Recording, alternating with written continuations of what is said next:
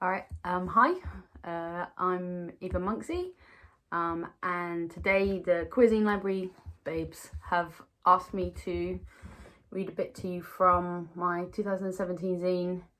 It's called I Found a Way to Make You Cry, which is a spoiler. Yeah, I wrote it quite a long time ago now, but I still really like it. It's a zine about like crying and masculinity and sort of growing up and getting all your emotions all turned inside out and upside down. So, you know, not inappropriate for the time we're currently in. Yeah, and I wanted to make it kind of very illustrative. I wanted to do like, my whole thing was to do a really like illustration based zine, but I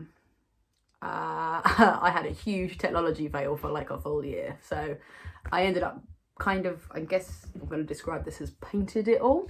And I based a lot of it on sort of mascara and tears and sort of that idea of like 90s femme masculinity plus like, I don't know, there's something really dramatic and cinematic about like someone with mascara all down their face. So it kind of relates to what I was saying, what I was writing about.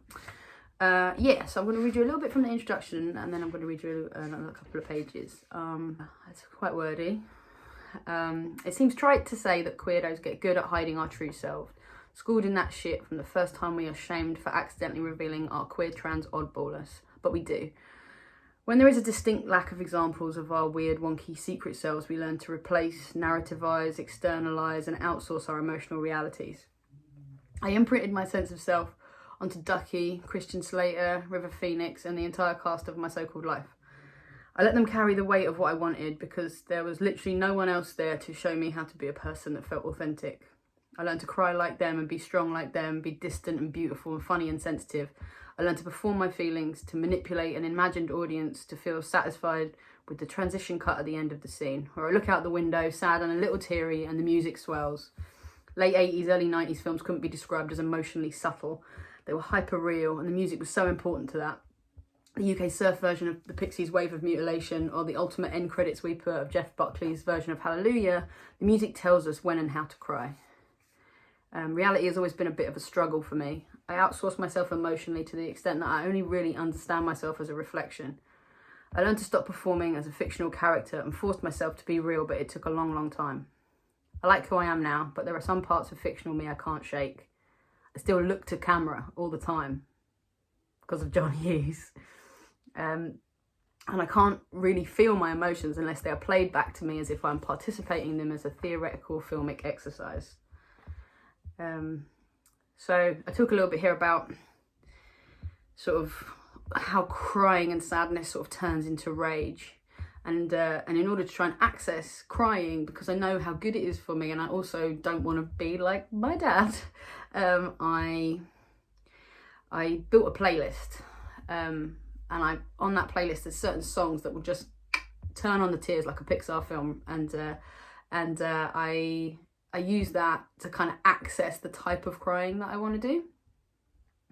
So here, for your listening displeasure, allow me to introduce my playlist. I wrote the descriptions by listening to each one and then describing the kind of crying they make me do. It's gross and messy and scary writing this, and it is no different now, 3 years later, doing this video. So yeah, it's got some pieces of art in it. There's a particularly cute Molotov cocktail made out of tough guy tears, which I really like. But I'm going to read you Off You by The Breeders, which is off their Title TK album. Best enjoyed sobbing silently on your bedroom floor until you become so hyperventilated you feel like you are floating off the ground. This is the music of true unjust suffering. You're a good person, right? You try your hardest, and yet you are taken apart time and again. You constantly try to keep your head up, smile and carry on, and this is the cry of the moment that smile breaks and you finally fall apart. You cry until you can't move, and you realise that you've been lying there, eyes dry and open, staring catatonically at the wall for a while. As you pick yourself up, the disgust you feel at your fear of being a broken, disgusting mess that you clearly are puts you back on the floor. And you give in, and you put this one on repeat. I'm going to read you going to read you the last one, which is La Vie en Rose by Louis Armstrong, which I've been obsessed with, not realising obviously at the time that it is a tried and true lesbian anthem. Yeah, I was obsessed with it since I was a kid, so I wrote about that one. This makes me cry for what I have and what I have lost. When I was a child, this track was the clean trumpet of my hopes, hidden underneath an aching loneliness and my absolute certainty that I would be a horrific, disgusting thing, reviled and outcast forever. These tears are the tears of the tiny, queer, gender-defiant child in working-class Ilford who had absolutely no idea that they would ever get the hell out and couldn't have possibly known how amazing their life was going to get. These are so bittersweet and agonisingly embarrassing, and then they're so far from me now that in a way they seem sort of obtusely tragic, and I miss knowing the shape of them so intimately. Yeah, so that's just a couple. There's a whole playlist here, all with different types of crying. My friend, who is much smarter than me, called it a Taxonomy of Tears, which, God, I wish I'd thought of that before I put it out, so 10 points to them. But yeah, I'll put the whole thing up. I'll put the whole thing up on here, so enjoy, and much love to you all.